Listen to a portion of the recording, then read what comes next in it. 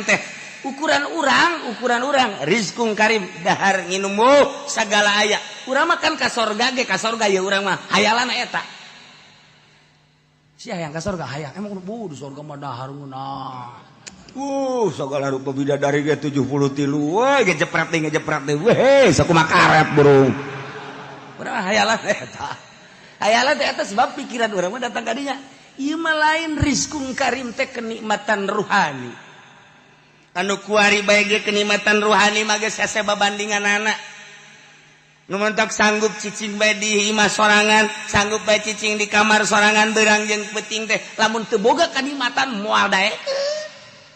nu batak nya wadi di imah sorangan we malah indah mun ditinggalkeun ku sasaha teh nikmat sorangan eta teh kan aya kepuasan ruhani nikmat nu batur teh nyahoeun